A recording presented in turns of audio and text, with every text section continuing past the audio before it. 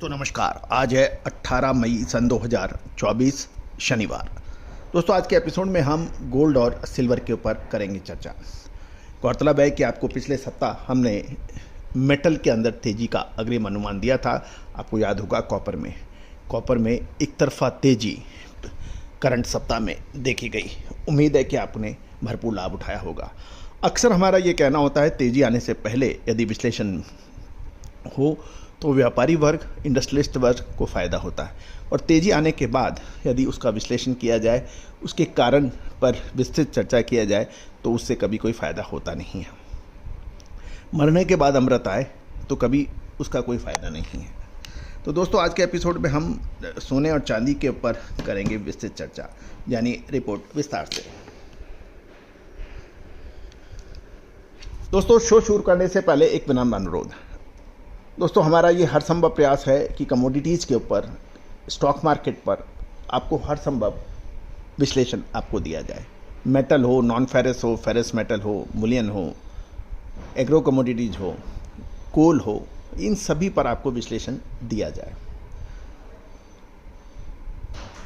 Gold के अंदर एक तरफा तेजी, बुलियन के अंदर चाहे सोना हो या चांदी, शानदार तेजी दर्ज हुई। इस सप्ताह सोने की कीमतों में शानदार बढ़ोतरी देखी गई और इसका प्रमुख कारण शीर्ष उपभोक्ताओं के बीच भौतिक यानी फिजिकल खरीदारी देखी गई। गौरतलब है कि यदि स्थानीय गोल्ड की स्पॉट प्राइस से देखें तो लगभग 73,000 रुपये प्रति 10 ग्राम थी, जो पिछले महीने के रिकॉर्ड स्तर 73,958 रुपये के बिल्कुल नज़दीक थी। गौरतलब है कि पिछले सप्ताह यानी करंट सप्ताह अक्षय तृतीया त्यौहार के दौरान थोड़ी तेजी के बाद मांग में थोड़ी नरमी भी देखी गई और भारतीय डीलरों ने आधिकारिक स्थानीय कीमतों पर 15% आयात और 3% बिक्री लेवी सहित $10 प्रति औंस तक की छूट भी पेशकश की, जो कि पिछले सप्ताह $60 से कम है। तो दोस्तों फिजिकल मार्केट में डिस्काउंट ऑफर हो रहा है ताकि माल बिके। गौरतलब है कि अक्षय तृतीया के बाद रिटेल में मांग घटने और इस साल अगले 1.5-2 महीने शादी नहीं होने के कारण ज्वेलर्स ने अपनी खरीदारी सीमित की है। साथ साथ ये भी एक महत्वपूर्ण बिंदु नज़र आ रहा है कि भारत का सोने का आयात अप्रैल में दुगना से अधिक हुआ है और ये अप्रैल महीने के अंदर भारत से जो सोने का आयात हुआ है $3.11 अरब का हो गया है, जो मार्च महीने में $1.53 था, उसके मुकाबले $3.11 अरब का हुआ है। चीन की जब भी कभी हम बातचीत करते हैं कमोडिटीज़ में तो सबकी नज़र चीन पर होती है।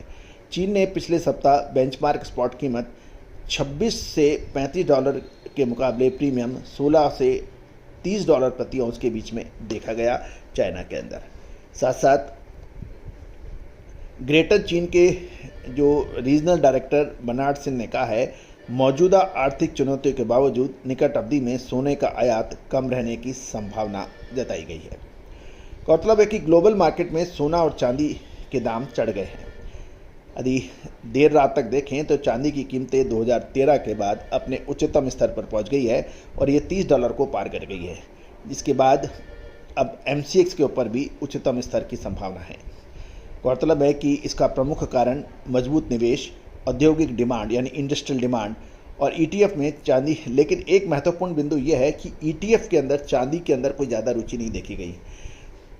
फिजिकल ट्रेड चांदी का बढ़ने के समाचार है और सोने से चांदी का अनुपात जो सितंबर 2022 में अपने सबसे व्यापक स्तर पर पहुंच गया था, तब लगभग 80 तक सीमित हो गया है। अगर फेड के इंटरेस्ट रेट में कटौती होती है और अमेरिकन अर्थव्यवस्था की में फ्लेक्सिबिलिटी बनी रहती है तो इसे 70 तक गिरने की संभावना है।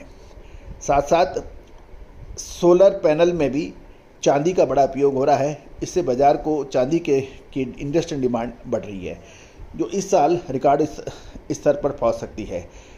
गौरतलब है कि अमेरिकन कंज्यूमर इन्फ्लेशन डाटा और मंथली एम्प्लॉयमेंट डाटा की रिपोर्ट 2024 में फेड रेट की कटौती की संभावना को काफ़ी समर्थन मिल रहा है। सोलर पैनल में चांदी की खपत दिन पर दिन बढ़ने की संभावना है, जिससे चांदी की कीमतों को अच्छा सपोर्ट मिला है और इसके दाम शानदार तरीके से पहुंच गए हैं और चांदी $30 के ऊपर ट्रेड हो रही है। तो दोस्तों, ये था एक महत्वपूर्ण बिंदु। अगले सप्ताह चांदी के अंदर मजबूती रहने की संभावनाओं से इनकार नहीं किया जा सकता। दोस्तों, आपको ये प्रोग्राम कैसा लगा, आप अपनी राय अवश्य दीजिए। All the very best, good luck, happy trading.